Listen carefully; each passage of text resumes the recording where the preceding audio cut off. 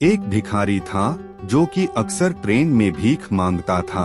एक दिन की बात है, वह रोज की तरह ही भीख मांग रहा था। तब उसे ट्रेन के अंदर एक सूट बूट वाले व्यक्ति को देखा, जिसे देखकर भिखारी को लगा कि ये व्यक्ति भीख में जरूर कुछ अच्छा देगा। उसके बाद वह उस व्यक्ति के पास चला गया और भीख मांगने लगा। भिखारी, सेठ कुछ दो ना। सेठ, तुम कौन हो? भिखारी, जी मैं एक भिखारी हूँ, मुझे कुछ दो ना। सेठ ने भिखारी से कहा, अगर मैं तुम्हें भीख दूंगा तो बदले में तुम मुझे क्या दोगे? भिखारी कुछ समझ नहीं पाया और सेठ से कहने लगा कि सेठ मैं तो भिखारी हूँ, मैं भला आपको क्या दे सकता हूँ? सेठ ने कहा, भाई मैं तो व्यापारी हूँ, मैं तब तक किसी को कुछ नहीं देता जब तक उसके बदले मुझे कुछ ना मिले।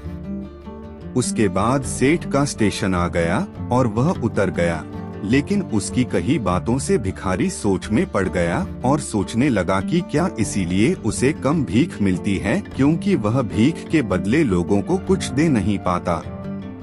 लेकिन मैं तो भिखारी हूँ, मैं आखिर किसी को क्या दे सकता हूँ?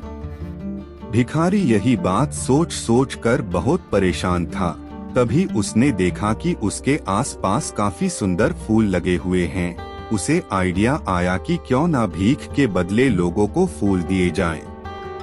अगले दिन से भिखारी ने भीख के बदले लोगों को फूल देना शुरू कर दिया, जिससे खुश होकर भिखारी को भीख में काफी इजाफा होने लगा।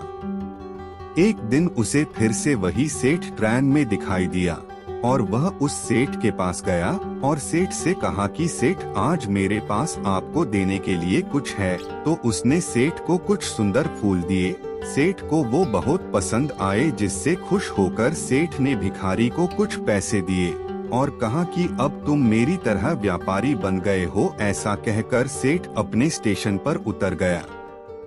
लेकिन सेठ की कही बातों को भिखारी समझ नहीं पा रहा था।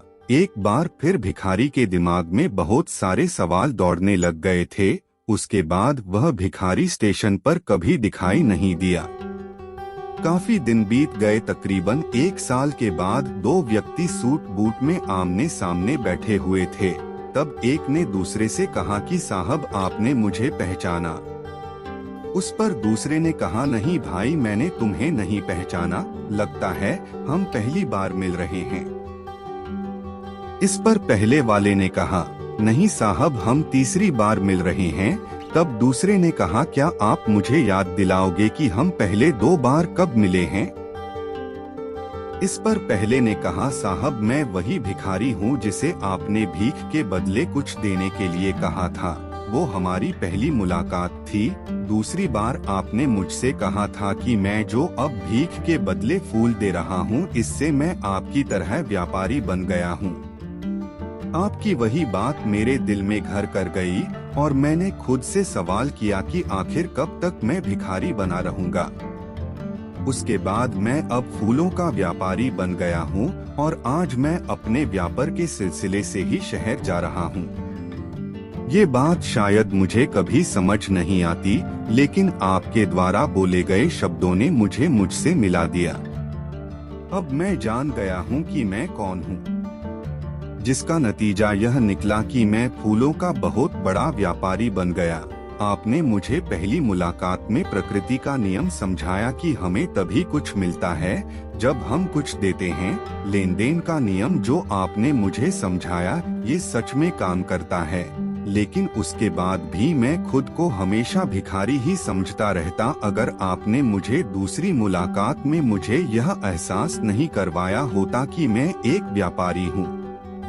भारतीय मुनीषियों ने इसीलिए स्वयं को जानने पर सबसे ज्यादा जोर दिया है। अब बस समझ की बात है, इस भिखारी ने जब तक खुद को भिखारी समझा वो भिखारी ही बना रहा और जब उसने खुद को व्यापारी मान लिया वह व्यापारी बन गया।